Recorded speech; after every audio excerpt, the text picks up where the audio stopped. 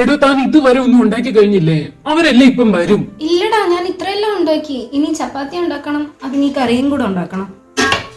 നീ ഇതിന് തക്കാളി ഇട്ടില്ല അഞ്ജു. തക്കാളി ഇല്ലായിരുന്നു, അതുകൊണ്ടാണ് ഇടാതിരുന്നത്.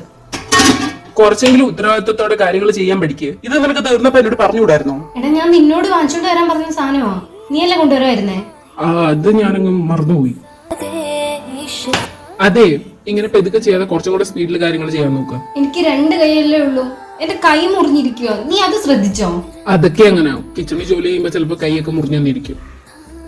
നീ ഒരു കാര്യം ചെയ്യും, നീ വെജിറ്റബിൾസ് എനിക്ക് കട്ട് ചെയ്താ ആ സമയം കൊണ്ട് ഞാൻ ചപ്പാത്തി ഉണ്ടാക്കാം. രണ്ടും കൂടെ എനിക്ക് പറ്റുന്നില്ല, എന്റെ കൈ ഇത്രയും മുറിഞ്ഞിരിക്കുന്നത് നീ കണ്ടില്ലേ? എനിക്ക് ടൈമില്ല, ഞാൻ ആ ഹോളൊക്കെ ഒന്ന് സെറ്റ് ചെയ്യട്ടെ. അവിടെ ഇനി എന്ത് സെറ്റ് ചെയ്യാനോ ഉള്ളത്? ഞാൻ എല്ലാം നീറ്റ് ആൻഡ് ക്ലീൻ ആയിട്ട് രാവിലെ എല്ലാം വെച്ചതല്ലേ, പിന്നെന്താ? എന്നാലും എല്ലാം ഒന്നുകൂടെ റെഡിയാക്കണം. ചെയ്യാൻ വയ്യെന്ന് പറ. അതിനെന്തിനിങ്ങനെ ഓരോ റീസൺ ഉണ്ടാക്കുന്നേ? താൻ അതിനെന്തിനാ ഇങ്ങനെ ആവശ്യമില്ലാത്ത ഡ്രാമ കാണിക്കുന്നേ? വെളുപ്പിന് 5 മണിക്ക് എഴുന്നേറ്റതാ ഞാൻ. എന്നെ ഒരു കൈ ഹെൽപ്പ് ചെയ്യാൻ പോലും ആരും ഇല്ലായിരുന്നു.